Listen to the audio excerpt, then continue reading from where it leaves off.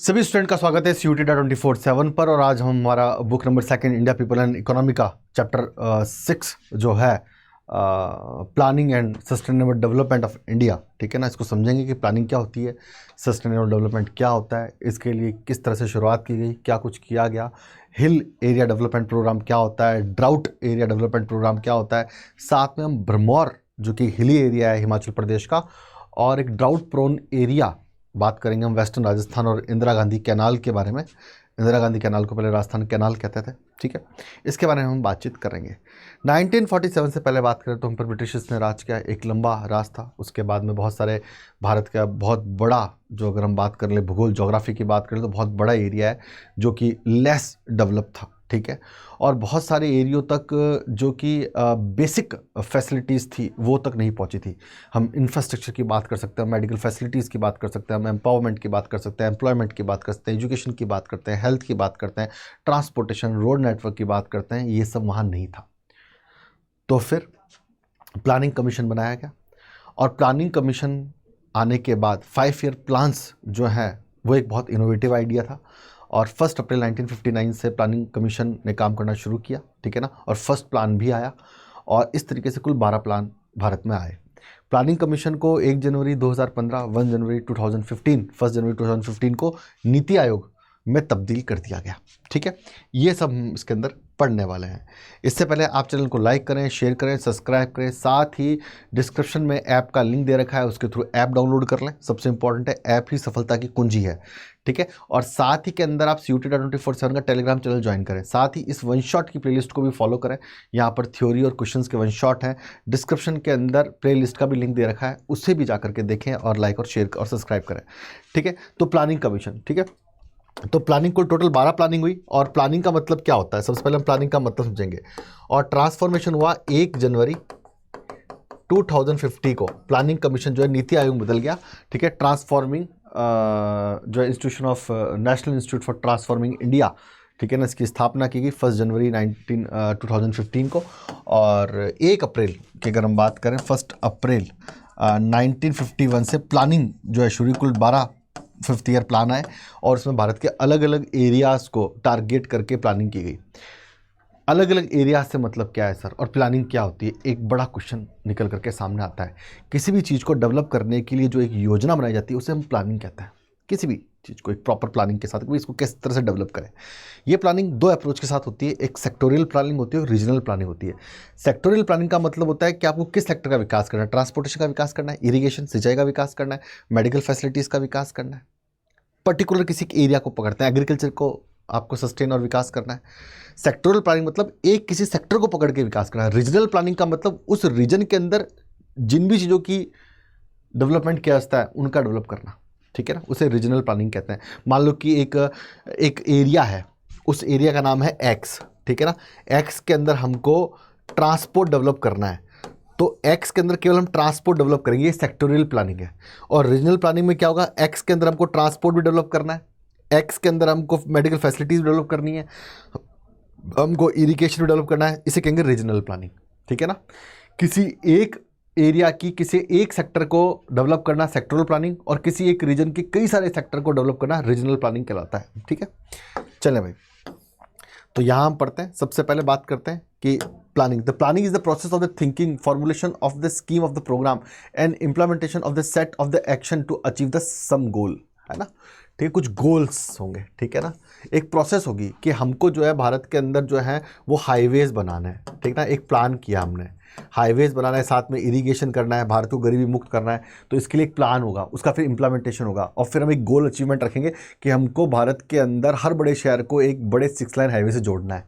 उसकी हम एक समय सीमा रखेंगे, उसका एक टाइम ड्यूरेशन रखेंगे, और फिर चेक करेंगे कि हमारे कितने अचीवमेंट्स हैं और हमारे जो सेट गोल्स थे वो पूरे हुए कि नहीं हुए। प्लानिंग जो है वो 2 होती है, एक सेक्टोरियल प्लानिंग होती है और एक रीजनल प्लानिंग होती है, ठीक है ना। क्या होती है, सेक्टोरियल प्लानिंग और रीजनल प्लानिंग होती है। और इंडिया स्टार्टेड ए 5 ईयर प्लान, जिसके बारे में हमने बात की। 1 अप्रैल 1951 को ये प्लानिंग जो है वो शुरू हुई, ठीक है ना। 1 अप्रैल 1951 को ये प्लानिंग जो है वो शुरू हुई, ठीक है, ओके। चले भाई, तो ये प्लानिंग जो है वो दो तरीके से होती है, एक सेक्टोरल प्लानिंग होती है, रीजनल प्लानिंग होती है। और इंडिया ने अपना 5 ईयर प्लान कब स्टार्ट किया? 1 अप्रैल 1951 को प्लानिंग कमीशन आया और उसके बाद जो है प्लानिंग जो है चालू हुई, जिससे हमने भारत के अलग अलग क्षेत्रों का जो है वो विकास किया। ठीक है ना, चलें भाई। Sectoral planning. The sectoral planning means the formulation and the implementation of the set of the program at the development of the various sector of the Indian economy. ठीक है ना, वेरियस सेक्टर।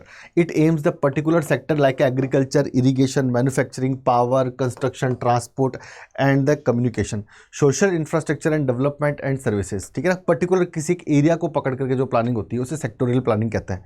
वो एग्रीकल्चर हो सकती है, वो irrigation हो सकता है, मैन्युफैक्चरिंग हो सकता है। ठीक है ना, पावर सेक्टर मतलब कि इलेक्ट्रिसिटी डेवलप करने के लिए हाइड्रो पावर प्रोजेक्ट्स हो गए, उनको डेवलप करना, कंस्ट्रक्शन, ठीक है ना, ट्रांसपोर्टेशन, कम्युनिकेशन, सोशल इंफ्रास्ट्रक्चर।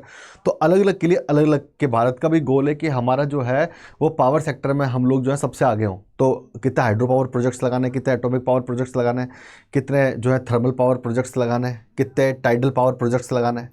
ऐसे ही ट्रांसपोर्टेशन के अंदर कि हमको हाईवेज का, रोड नेटवर्क्स का और रेलवेज को डेवलप करना है। ठीक है, ओके। रीजनल प्लानिंग की अगर मैं बात करूँ, regional planning means the more concentration on the balance development of the whole region with a view to reduce the economic disparities between the various regions of the country. ठीक है ना, regional planning क्या होती है? एक particular एक reason में इन सबको एक साथ डेवलप करना। ठीक है ना, वो रीजनल प्लानिंग होती है कि एक रीजन की बहुत सारे, जैसे मान लो एक रीजन है जयपुर, एक रीजन है जयपुर के अंदर ट्रांसपोर्ट डेवलप करना है, हेल्थ फैसिलिटीज डेवलप करनी है, वो रीजनल प्लानिंग है। एक एरिया में कई सारे सेक्टर्स की प्लानिंग करना। और सेक्टोरियल प्लानिंग के अंदर मतलब एक एरिया में किसी एक सेक्टर को पकड़ के उसको विकसित करना। ओके, चलें भाई, ओके, चलें, ठीक है।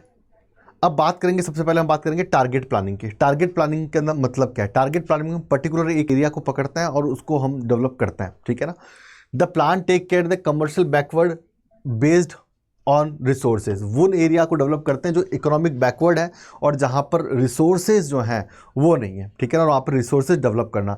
The government introduce the programme under this. ठीक है, तो कौन कौन से प्रोग्राम है? अगर हम बात करें टारगेट एरिया प्रोग्राम की, अगर हम बात करें, ठीक है ना, तो कमांड एरिया डेवलपमेंट प्रोग्राम है एक। ठीक है ना, सीडीपी कहते हैं, drought prone area development programme है, डीपीडीपी कहते हैं, डेजर्ट डेवलपमेंट प्रोग्राम है और हिल एरिया डेवलपमेंट प्रोग्राम है। ठीक है ना, ये सब अलग अलग डेवलपमेंट प्रोग्राम जो है डेवलप किए गए। इनके अंदर इरिगेशन को डेवलप करना, एग्रीकल्चर को डेवलप करना, एम्प्लॉयमेंट को डेवलप करना, ठीक है ना, इरिगेशन को डेवलप करना, ये सब टारगेट। तो टारगेट एरिया प्रोग्राम, ये 4 टारगेट एरिया प्रोग्राम्स बनाए गए। Command area development programme, drought area development programme, desert development programme और हिल एरिया डेवलपमेंट प्रोग्राम। ठीक है, चलें भाई आगे बात करते हैं।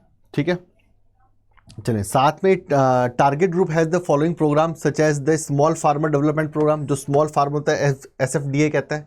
ठीक है ना, उनको डेवलप करना, उनको लोन देना, उनके इरिगेशन की व्यवस्था करना, उनको सब्सिडाइज सीड्स देना, उनको सब्सिडाइज पाइप देना, सब्सिडाइज उनको बिजली देना, मार्केट देना। Marginal farmer development programme agency MFDA। ठीक है ना, जो मार्जिनल फार्मर्स हैं, मार्जिनल फार्मर्स जिसकी बहुत कम ज़मीन है, ठीक है ना, 1-1.5 हेक्टेयर के आसपास, 2.5-3 बीघा के आसपास, ठीक है ना, उनको डेवलप करना। अब सबसे पहले अगर हम बात करें तो हिल एरिया डेवलपमेंट प्रोग्राम की बात करते हैं। उससे पहले अगर हम बातचीत कर लें यहाँ पर, तो हम सबसे पहले समझेंगे इस एक मैप को। ठीक है ना, सेक्टोरियल प्लानिंग 2 तरह के अप्रोच है, एक सेक्टोरियल प्लानिंग है और एक रीजनल प्लानिंग है। सेक्टोरियल प्लानिंग अलग अलग सेक्टर के हिसाब से होती है और रीजनल प्लानिंग किसी एक रीजन के अंदर कई सारे सेक्टर्स की प्लानिंग होती है। ठीक है ना, ओके। साथ में अगर हम बातचीत कर लें तो 2 तरह के ग्रुप हैं, टारगेट ग्रुप प्लानिंग है और टारगेट एरिया प्लानिंग है। ठीक है ना, इसमें स्मॉल डेवलपमेंट एजेंसी हैं, स्मॉल फार्मर डेवलपमेंट एजेंसीज हैं और MFDA में मार्जिनल फार्मर डेवलपमेंट एजेंसीज हैं। ठीक है, प्लानिंग जो है it involve the process of the thinking, formulation of the scheme और programme and implementation of set of the scheme to achieve the same goal. तो प्लानिंग की बात हमने यहाँ पे कर ली है। ठीक है ना, प्लानिंग का मतलब क्या है? एक फार्मूला बनाना, एक स्कीम बनाना, उसके लिए कुछ टारगेट सेट करना, उसके लिए बजट निर्धारित करना और वो काम कैसे होगा उसके लिए एक इम्प्लीमेंटेशन की स्कीम बनाना और फिर उन गोल्स को लेकर के 5 साल 10 साल के अंदर उस एरिया को डेवलप करना या पर्टिकुलर सेक्टर को या रीजन को डेवलप करना। ठीक है, चले भाई आगे बढ़ते हैं। ठीक है ना, और टारगेट एरिया प्लानिंग की बात कर लें तो हिल एरिया डेवलपमेंट प्रोग्राम जो 5th ईयर प्लान में आया। 5th ईयर प्लान मतलब 1974 से 1974 से शुरू हुआ और 4th 5 ईयर प्लान की अगर बात करें तो 1969 से लेकर के 1974 तक 5th ईयर प्लान। तो जो 5th 5 ईयर प्लान आया था उसमें हिल एरिया डेवलपमेंट प्रोग्राम के तहत जो है हिली एरियाज़ जो हैं भारत के, ठीक है ना, जो जिनकी ऊंचाई 600 मीटर ऐसे ज़्यादा की है, उनको डेवलप करने का एक टारगेट किया। कुछ जिलों को, कुछ डिस्ट्रिक्ट्स को टारगेट किया गया और वहाँ पर वेरियस सेक्टर्स को डेवलप किया गया। साथ में drought prone area development programme के अंदर कैनाल्स वगैरह बनाई गई, वहाँ पर एग्रीकल्चर बनाई गई, वहाँ पर एग्रीकल्चर को डेवलप किया गया। साथ में वहाँ पर कई सारे एम्प्लॉयमेंट को जनरेट करने के लिए प्रोग्राम डेवलप किए गए 4th 5 ईयर प्लान में। तो ये क्वेश्चन पूछता है बच्चों कि हिल एरिया डेवलपमेंट प्रोग्राम जो है वो कब शुरू किया गया, तो 5th ईयर प्लान के अंदर, और drought prone area development programme कब विकसित किया गया, तो 4th ईयर प्लान के अंदर, ठीक है ना, इन सिंपल।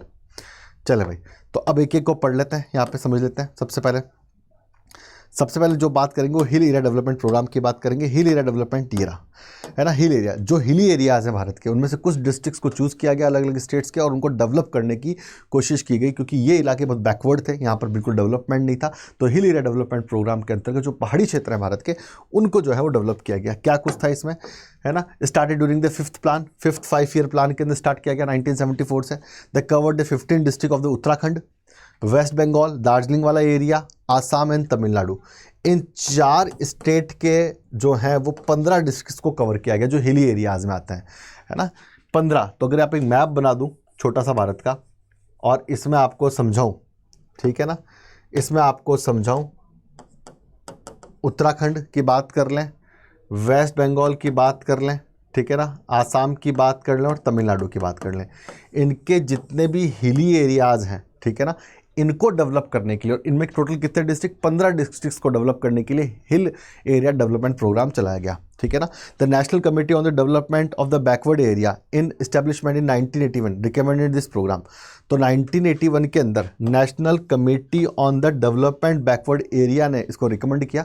15 जिलों में और 4 स्टेट्स में प्रोग्राम चलाया गया, उत्तराखंड, वेस्ट बंगाल, आसाम और तमिलनाडु के अंदर, ठीक है, ओके। चले भाई, the select area the 600 metres, है ना, जिनकी ऊंचाई 600 मीटर, 600 मीटर के पहाड़ी जो क्षेत्र था उसको उसमें कवर किया गया। कवर्ड द ट्राइबल रीजन्स, है ना, जो कि जनजातीय इलाका था, ट्राइब्स थी, उनके एरिया कवर किया गया। ऑब्जेक्टिव क्या थे, हॉर्टिकल्चर को विकसित करना।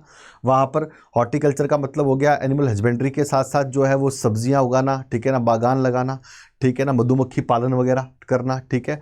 प्लांटेशन किया गया, खास करके चाय और कॉफ़ी और रबड़ के बागान लगाने का काम किया गया। एनिमल हस्बेंड्री, एनिमल पालने का काम किया गया।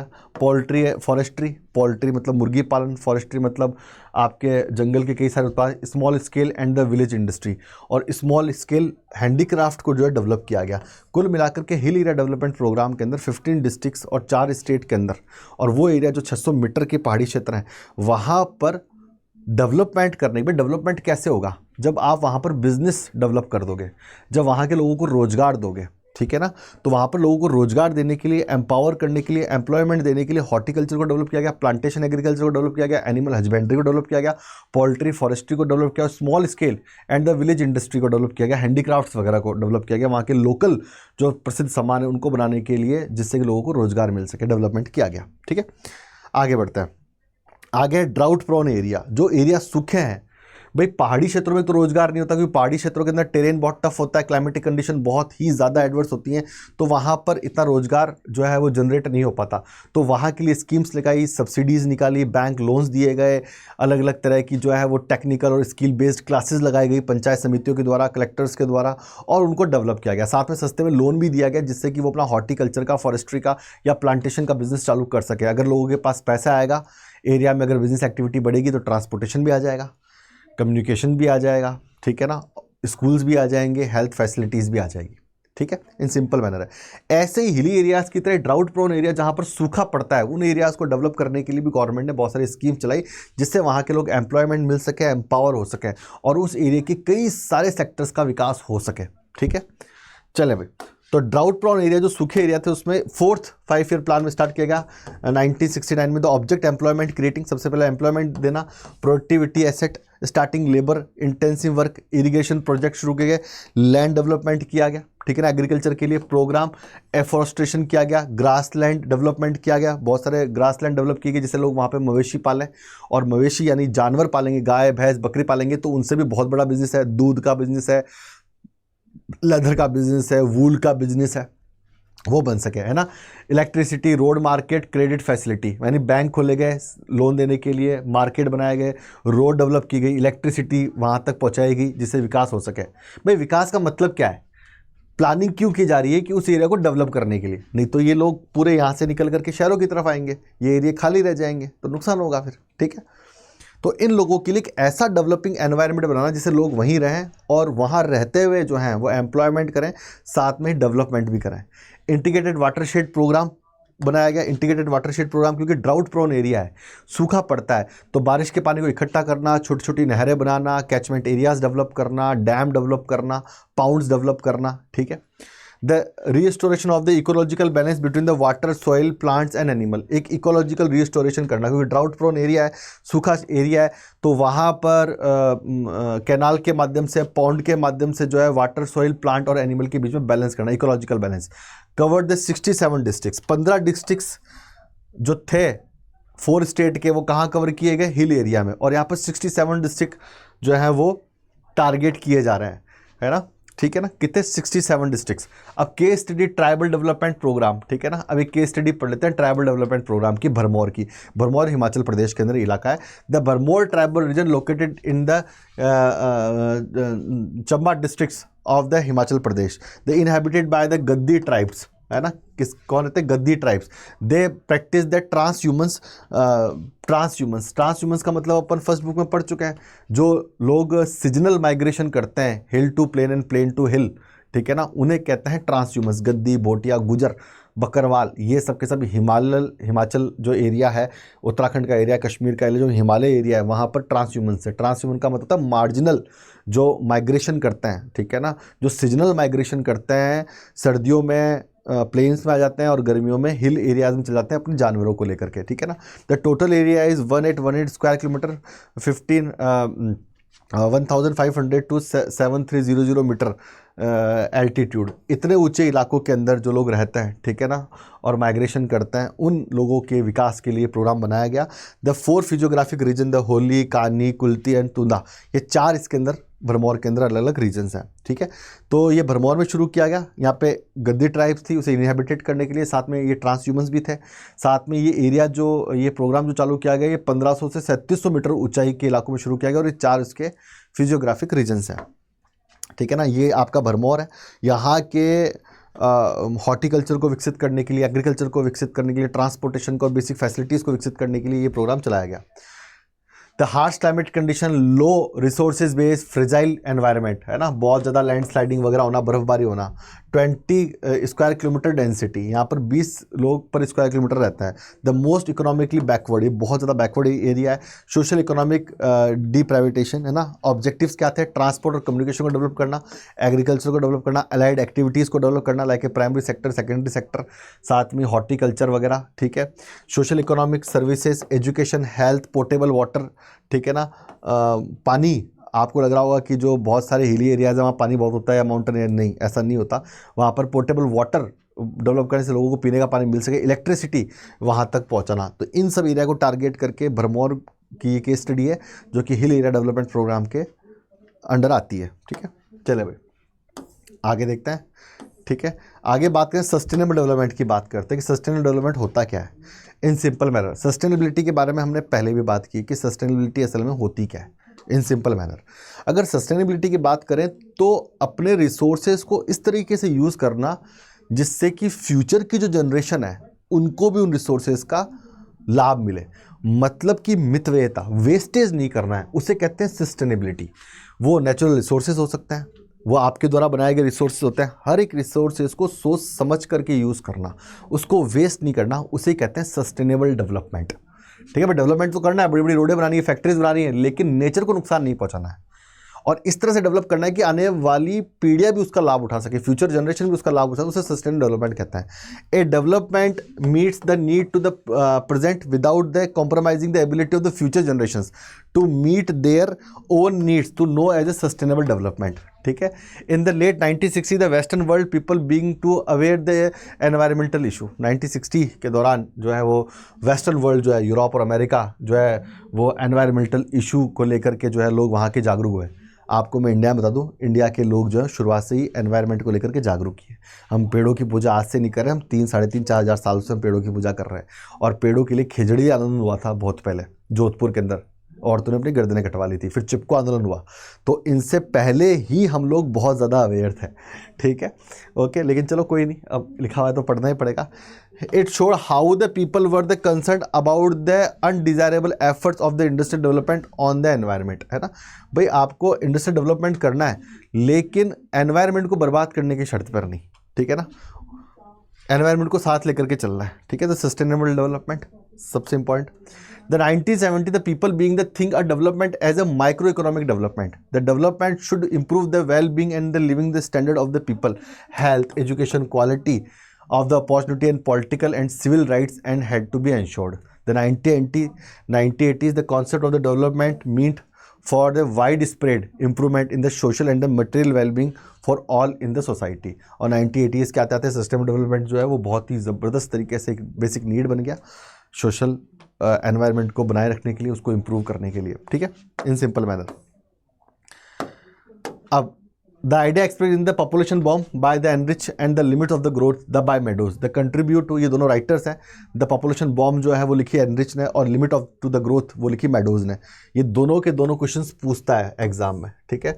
the contribute to rise the level of the fear among the environmentalist as well as the general public, ठीक है, ओके, कि भाई बहुत ज़्यादा पॉपुलेशन बन जाएगी तो सस्टेनेबल डेवलपमेंट नहीं हो सकता, ठीक है ना, बहुत ज़्यादा पॉपुलेशन जाएगी तो सस्टेनेबल डेवलपमेंट नहीं हो सकता, क्योंकि बहुत बड़ी पॉपुलेशन का पेट पालने के लिए रिसोर्सेज का इस्तेमाल करना पड़ेगा और रिसोर्सेज तो लिमिटेड है। तो लिमिटेड रिसोर्सेज की डिमांड जब बढ़ जाएगी तो रिसोर्सेज खत्म हो जाएंगे, तो फ्यूचर जनरेशन के लिए जो है वो रिसोर्सेज बचेंगे नहीं, तो इसको हम सस्टेनेबल डेवलपमेंट नहीं कह सकते, है ना। If we take care of the ecological, social and economic aspect of the development today, then only we can conserve the resources for the future generation, है ना। तो अगर if you taken care ecological, social, economic aspect of the development today, अगर हम आज ही पर्यावरणीय, सामाजिक और आर्थिक रूप से, है ना, एस्पेक्ट को सोचते हुए डेवलपमेंट करेंगे, the only can conserve resources for the future generation, तभी हम जो है वो फ्यूचर के लिए जो है रिसोर्सेज को बचा रख सकते हैं फ्यूचर जनरेशन के लिए, ठीक है। The only we can declare the our और द सस्टेनेबल डेवलपमेंट, ठीक है ना। चले भाई, तो सस्टेनेबल डेवलपमेंट की परिभाषा मैंने आपको दे दी, ठीक है ना। चले इसको देख लेते हैं, वापस पढ़ लो, वापस रिवीजन कर लेते हैं एक बार। A development that the meets the needs to the present without the compromising the ability of the future generation to meet their own needs, it take care the ecological, social, economical aspect of the present and plates for the conservation of the resources for future. तो हमें आज ecologically, socially और economically सोचते हुए हमें हमारे जो है वो कंजर्व करना है रिसोर्सेज को फ्यूचर जनरेशन के लिए, ठीक है, वेस्ट नहीं करना है सामान। अब case study of the Indira Gandhi canal command area, Rajasthan canal, इसको हम देखेंगे। लेकिन उससे पहले एक इंपॉर्टेंट बात कि आप चैनल को लाइक करें, चैनल को शेयर करें, ठीक है ना, क्या करें, चैनल को लाइक करें, चैनल को शेयर करें और सबसे इंपॉर्टेंट है सब्सक्राइब करें। साथ ही इसी वीडियो के नीचे डिस्क्रिप्शन के अंदर CUET.24/7 का टेलीग्राम चल दे रखा है, उसको ज्वाइन करें। साथ के अंदर ही आप जो हैं वो ऐप को डाउनलोड करें और डिस्क्रिप्शन में वन शॉट की प्लेलिस्ट का लिंक दे रखा है, उसको भी जाकर के चेक करें। सबसे इंपॉर्टेंट बात है ऐप डाउनलोड करना। भाई ऐप डाउनलोड करना क्यों ज़रूरी है ना, तो अड्डा24/7 का ऐप डाउनलोड करें, ठीक है ना। क्या करें, ऐप स्टोर या प्ले स्टोर से लिंक जो दिया गया लिंक है उस पर जाकर के आप ऐप डाउनलोड करें। सिंपल है, मोबाइल में जाएं, ऐप स्टोर में, प्ले स्टोर में ऐप डाउनलोड कर लें, ऑल कोर्सेज पे जाएं, ठीक है ना, UG/PG एंट्रेंस पे जाएं, CUT UG पे जाएं, ठीक है ना, और CUT महापैक पे जाएं, सबसे इंपॉर्टेंट है, और व्यू ऑल पे जाएं। CUT महापैक के अंदर आप जाएं आर्ट्स डोमेन में, ठीक है ना, बाय नाउ पर क्लिक करें और कोड लगाएं YSIRG20 और अप्लाई कर दें, ठीक है। क्या कोड लगाना है आपको, YSIRG20 कोड लगाना है और आपको ये महापैक पड़ेगा 12,192 रुपये का, ठीक है ना। ये महापैक आपको पड़ेगा 12,192 का महापैक। फ़ायदे क्या हैं इसमें, हम 12th इस महापैक में क्या करेंगे, 12th प्लस CUET दोनों की तैयारी। 12th के अंदर 4 सब्जेक्ट और CUT जो है उसमें GT plus language plus 4 domain की तैयारी। Unlimited test paper, unlimited practice paper, unlimited batches और जो बच्चे, क्योंकि हमारे पास भारत में CUT में 800 में से 800, 1000 में से 1000, 600 में से 600 वाले सबसे ज़्यादा बच्चे हैं। हमारे पास पर्टिकुलर डोमेन में 200 में से 200 वाले भी बहुत सारे बच्चे हैं, हिस्ट्री, पॉलिटी, ज्योग्राफी और इकोनॉमी में, ठीक है। इसलिए हम आपको इन्विटेशन देते हैं अपने सक्सेसफुल होने का, ठीक है। इस कोर्स में क्या होगा कि आपको अनलिमिटेड टेस्ट पेपर्स मिल जाएंगे, अनलिमिटेड आपको टेस्ट सीरीज मिल जाएंगी टेस्ट देने के लिए, अनलिमिटेड आपको जो है वो बैचेस मिल जाएंगे, साथ में जो टॉपर्स हैं उनका वो आपको मार्गदर्शित करेंगे, ठीक है ना, साथ में फैकल्टी भी।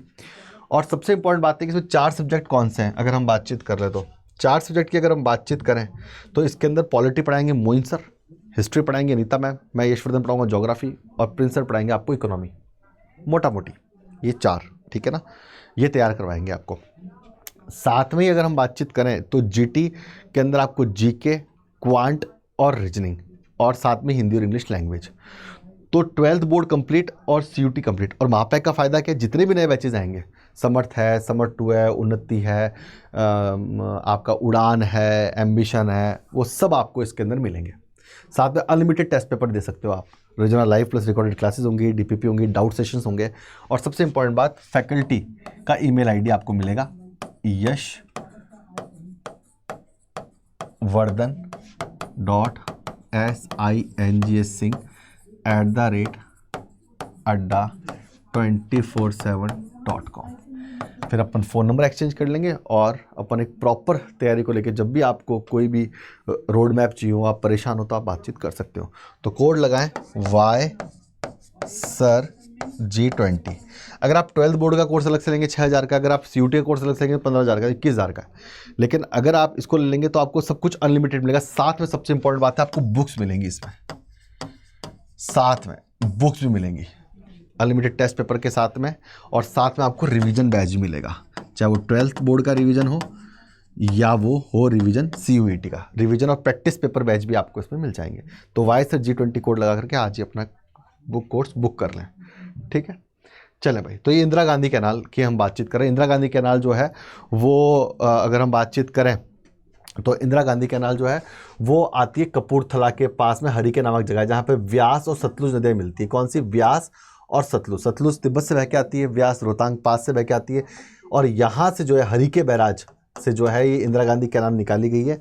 ये इंदिरा गांधी कैनाल वेस्टर्न राजस्थान के अंदर बीकानेर बात कर लें, हनुमानगढ़, गंगानगर, बीकानेर, जैसलमेर, और इसका पानी जो है वो बाड़मेर तक जाता है, ठीक है ना। मेन जो कैनाल है वो जैसलमेर तक जो है वो फैली हुई है। लगभग 19 लाख हेक्टेयर से ज़्यादा ज़मीन को ये जो है इरीगेटेड करती है, और दुनिया की सबसे लंबी और पक्की नहर है ये, ठीक है।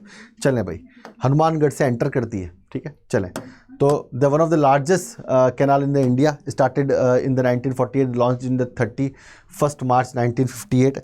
They started from the Harike barrage in Punjab and run parallel to the Pakistan border. The total length in 9060 kilometre, total length कितनी इसकी 9060 kilometre, and 1963 lakh hectare irrigation, 70% flow and 30% lift system यहाँ पर लगे हुए हैं, ठीक है ना। लिफ्ट सिस्टम जो है लगे, लिफ्ट मतलब पानी को उठाने वाले, जो पानी को उठाते हैं उन्हें लिफ्ट सिस्टम कहते हैं, ठीक है। They started in the 2 stages, ठीक है ना, 2 स्टेजेस में स्टार्टेड हुई, स्टेज फर्स्ट और स्टेज सेकंड।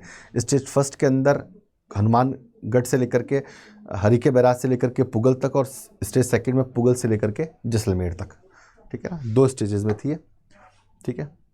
फर्स्ट स्टेज यहाँ से, इसे राजस्थान फीडर नहर कहता है, और पुगल तक, फिर पुगल से लेकर के यहाँ तक मोहनगढ़ तक, ठीक है ना। ये सेकंड फेज था इसका। Cover the Ganganagar, Hanumangarh, Bikaner, Jaisalmer, Barmer, Jodhpur, Nagaur, Churu districts, ठीक है ना। Left side lift system and the right side the flow system. Left side तो क्या है? लिफ्ट सिस्टम, पानी को उठाना। लिफ्ट का मतलब होता है, क्योंकि ये भाग ऊंचा उठा हुआ है राजस्थान का, ये पार्ट जो है राजस्थान का, ये पार्ट राजस्थान का ऊंचा उठा है, तो यहाँ पे लिफ्ट बनी हुई है, और यहाँ पर जो है वो फ्लो सिस्टम बना हुआ है पानी पहुँचाने के लिए, ठीक है ना। तो ये हनुमानगढ़, गंगानगर, बीकानेर, जैसलमेर की बात कर ले, यहाँ तो मुख्य नहर है, लेकिन इसके अलावा पानी जो है जोधपुर, चूरू, नागौर डिस्ट्रिक्ट्स में भी इसका जाता है पीने के लिए और इरिगेशन के लिए, ठीक है। द स्टेज 1 1960 में हुआ, और स्टेज सेकंड जो है 1980 में हुआ। The objective achieve the irrigation में फसलों को पानी देना, पॉस्चर लैंड का डेवलप करना जानवरों की घास के लिए, एफॉरेस्टेशन रिड्यूस करना, विंड इरोजन रिड्यूस करना, क्योंकि जब बहुत सारे पेड़ उग जाएंगे तो विंड इरोजन नहीं होगा, मिट्टियाँ जो है हवा में उड़ करके नहीं जाएंगी, ठीक है। Salination development programme, per capita income बढ़ाना, जब खेती अच्छी होगी तो किसान की जो है इनकम बढ़ेगी।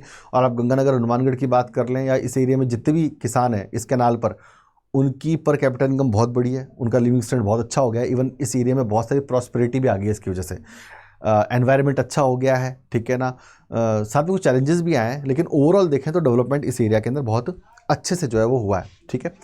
The increase the cultivated area, है ना, खेती वाला एरिया बढ़ा है, रेगिस्तान का एरिया कम हुआ है ना। और क्रॉपिंग सिस्टम भी चेंज हुआ है, यहाँ पे चावल भी, राजस्थान में चावल, यहाँ चावल भी होता है, कपास भी होता है, संतरे भी होता है, मतलब जिन्हें कीनू कहते हैं, ठीक है ना, वो भी, गन्ना भी होता है इवन, क्योंकि पानी बहुत है।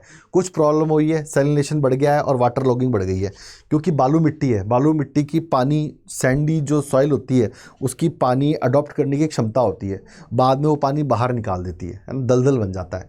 तो क्या होता है कि जो मिट्टी के अंदर, ज़मीन के अंदर जितने भी मिनरल्स हैं, ठीक है ना, वो सब बाहर आ जाते हैं, तो मिट्टी की क्वालिटी ख़त्म कर देता है।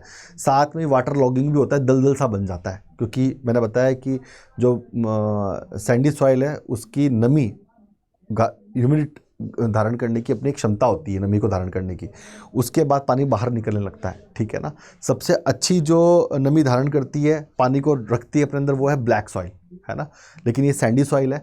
और क्योंकि इस एनवायरनमेंट की ज्योग्राफी ने पहले ही तय कर रखा था ये कि इस एनवायरनमेंट सैंडी सॉइल होगी, और अपन ने वहाँ पे पानी पहुँचा दिया आर्टिफिशियली, तो वो थोड़ा मिसमैच हो गया इकोलॉजिकली, ठीक है ना। तो पानी जो है उसमें सैलिनिटी बढ़ गई और साथ में वाटर लॉगिंग की प्रॉब्लम हो गई, है ना। अब state take to solve the programme, है ना, ये जो किस तरह के जो हैं वो स्टेप्स लिए जाएं जिससे कि प्रॉब्लम सॉल्व हो, ठीक है ना। The strict implementation of the water management policy, यहाँ पर बहुत सारे लोग जो है वो पानी की चोरी वोरी करने का भी होता है कि पानी जो है ज़्यादा चोरी कर लें और या ज़मीन में ज़्यादा पानी देते हैं, है ना, साइंटिफिकली खेती नहीं करते हैं। तो अगर साइंटिफिकली खेती की जाए तो वाटर लॉगिंग नहीं होगी। प्रोटेक्टिव इरिगेशन, है ना, प्रोटेक्टिव इरिगेशन किया जाए, ज़्यादा नहीं किया जाए। Extensive irrigation of the crop and the pasture land, ठीक है। The no water intensive crop, ठीक है ना, ज़्यादा वाटर इंटेंसिव क्रॉप ना लगाएं, ठीक है ना, जिसमें पानी की बहुत ज़्यादा जरूरत पड़ती है, जैसे चावल वगैरह, गन्ना वगैरह। Lining of the water courses, ठीक है ना, लेवलिंग ऑफ द वाराबंदी, ठीक है ना, वाराबंदी मतलब जिसको जितने पानी देना है, जिस किसान को जिस नहर में उतना ही पानी दिया जाए, है ना। यहाँ पे स्काडा सिस्टम भी लगाया है इसके लिए कि पानी की चोरी ना हो, ठीक है ना। Reclamation of the water logging area and afforestation and the shelter belts. Educate the financial support, financial support भी दिया जाए, ठीक है ना, सब्सिडी दी जाए वाटर लॉगिंग वगैरह से बचने के लिए, टेक्निक सिखाई जाए किसानों को। ओके, चलें भाई, ठीक है। तो ये जो है वो स्टेप टेक करके आप जो है वो इससे बच सकते हैं, ठीक है ना। ये एक इम्पॉर्टेंट जो है वो हो सकता है यहाँ पर सस्टेनेबल डेवलपमेंट के लिए, ठीक है ना। हाँ,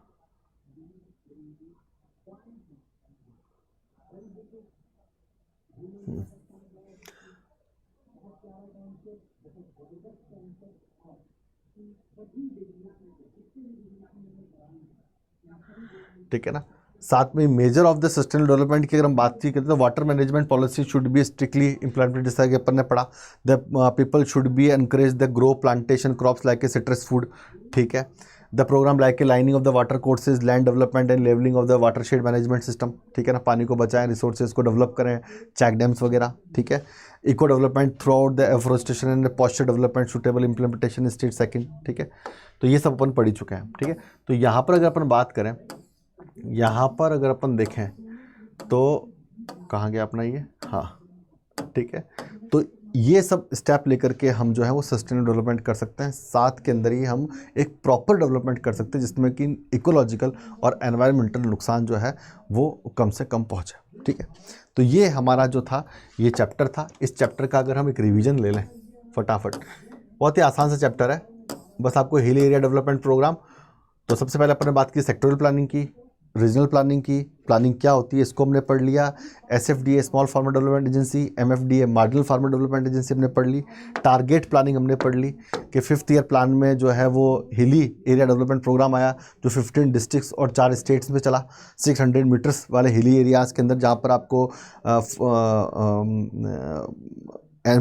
एम्प्लॉयमेंट के लिए बहुत कुछ डेवलप करना था, ठीक है ना, फॉरेस्टेशन डेवलप करना था। साथ में ही आपको जो है वो अगर हम बातचीत कर लें तो प्लांटेशन एग्रीकल्चर डेवलप करना था, ठीक है ना। कुल मिलाकर के आपको रोजगार डेवलप करना है, एनिमल हस्बेंड्री को डेवलप करना है।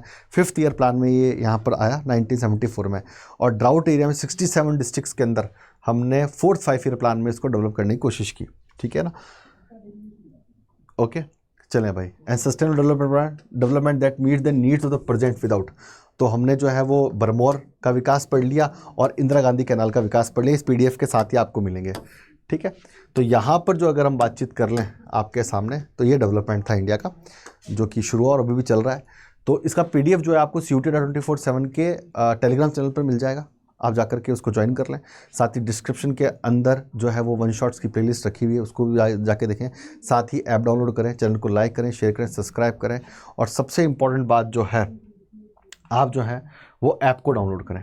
ऐप में बहुत सारे फीचर्स हैं, प्रीमियम स्टडी मटेरियल है, current affairs, job alerts, daily quizzes वगैरह है, जो कि आपकी तैयारी को बहुत अच्छा बनाएगा। और सबसे इंपॉर्टेंट बात है कि 12th के साथ CUET की तैयारी अगर आप करेंगे, ठीक है, तो एक अच्छा कॉलेज मिलेगा, और एक अच्छा कॉलेज मिलेगा मतलब है आने वाले समय में एक अच्छा जॉब मिलेगा, जो कि सबसे बेसिक नीड है। पैसा तो चाहिए जीवन जीने के लिए ना, पैसा सब कुछ नहीं, लेकिन पैसा चाहिए। तो वाई सर G20 कोड लगा करके आप अपना कोर्स लें, ठीक है ना। आप अपना कोर्स लें, वाई सर G20 कोड लगा के, डिस्काउंट कोड लगा करके। साथ में ही तो देख लेते हैं, सबसे पहले आपको ऐप डाउनलोड करना है, अड्डा 24/7 का ऐप डाउनलोड करें आप, ठीक है ना। जैसे आप ऐप डाउनलोड करेंगे ऐप स्टोर प्ले स्टोर से, आप आए यहाँ पर UGPG एंट्रेंस में जाएं, फिर CUET UG में जाएं, CUET महापैक में जाएं, और महापैक में जाने के बाद में आप व्यू ऑल में जाएं। व्यू ऑल में जाने के बाद जो है CUET महापैक में जाएं आर्ट्स में, ठीक है। बाय नाउ पर क्लिक करें, कोड मैं आपको बता ही चुका हूँ, ठीक है ना। वाई सर G20 अप्लाई कर दें, है ना। आपको अच्छा खासा लगभग 8,000 से ज़्यादा का आपको डिस्काउंट मिल जाएगा। क्या कुछ मिलेगा महापैक के फ़ायदे क्या है कि 12th प्लस CUET दोनों की तैयारी, यहाँ पर GT plus language plus 4 domain, और यहाँ पर 4 सब्जेक्ट। मोइन सर पॉलिटी पढ़ाएंगे, हिस्ट्री अनीता मैम पढ़ाएंगी, ज्योग्राफी यशवर्धन सर यानी कि मैं, और सबसे इंपॉर्टेंट है प्रिंस सर आपको जो है वो पढ़ाएंगे इकोनॉमी। साथ में GT के अंदर GK, क्वांट और रीजनिंग, और लैंग्वेज हिंदी और इंग्लिश, ठीक है। महापैक का फ़ायदा क्या है, जितने भी बैचेस लॉन्च होंगे सब में आपको एंट्री मिलेगी, चाहे उड़ान बैच हो, चाहे एम्बिशन बैच हो, चाहे समर्थ बैच हो, चाहे रिकॉर्डेड बैच हो, सब में आपकी एंट्री होगी, पहली बात। दूसरी बात, बुक्स इसमें आपको मिलेंगी। तीसरी बात, अनलिमिटेड टेस्ट पेपर मिलेंगे। चौथी बात, रिवीजन बैचेस और प्रैक्टिस पेपर बैचेस आपको इसमें फ्री मिल जाएंगे, ठीक है ना। पांचवी बात, जितने भी टॉपर्स हैं, क्योंकि इंडिया में सबसे ज़्यादा 1000 में से 1000, 800 में से 800, 600 में से 600 के जितने भी स्टूडेंट्स हैं वो हमारे पास ही हैं। इवन पर्टिकुलर डोमेन में भी 200 में से 200 बच्चे वाले, 200 आउट ऑफ 200 वाले भी सबसे ज़्यादा हमारे पास ही हैं। तो हम ये चैलेंज करके कह सकते हैं कि आप आइए तो आप निराश नहीं होंगे, और एक अच्छा कॉलेज मिल जाएगा, और एक अच्छे नंबर आ जाएंगे 12th क्लास में भी। सबसे इंपॉर्टेंट बात ये, ठीक है। तो मेंटरशिप आपको मिलेगी जो टॉपर्स हैं, साथ में हमारी मेंटरशिप आपको मिलेगी, ठीक है। साथ में daily live plus recorded classes होंगी, अगर लाइव नहीं देख पाए तो रिकॉर्डेड क्लासेस देखना। DPPs आपको मिलेंगी, सैम्पल पेपर हम आपको वहाँ भी देंगे। डाउट सेशंस अलग से होंगे आपके, रिवीजन बैचेस अलग से होंगे, रिवीजन क्लासेस अलग से होंगी। साथ में मेरी ईमेल ID YASH यश वर्धन, क्या है ईमेल ID लिख लो आप मेरी, YASH यश WARDHAN यशवर्धन SINGSing@adda247.com, ठीक है ना। ये एक ईमेल ID है जो आपको मिलेगी, ठीक है ना। आप इसमें मैसेज कर सकते हैं, डाउट पूछ सकते हैं आप। साथ में जब आप बैच में एनरोल हो जाएंगे तो हमारे नंबर भी आपके पास होंगे, तो आप कभी भी हमसे डाउट पूछ सकते हैं, कोई भी समस्या का हल आप हमसे ले सकते हैं, ठीक है। तो CUET.24/7 को लाइक करें, शेयर करें, सब्सक्राइब करें। डिस्क्रिप्शन में लिंक्स दे रखे हैं ऐप के, टेलीग्राम चैनल के, और वन शॉट की प्लेलिस्ट के, उसको भी जाकर के देखें। तो खुश रहें, आबाद है, जिंदाबाद रहें, हंसते खेलते गाते रहें, और जुड़े रहें CUET.24/7 के साथ में। याद रखना, एक उम्मीद और एक कोशिश ज़िंदगी बदल देती है। वाई सर G20 कोड के साथ में। Thank you so much.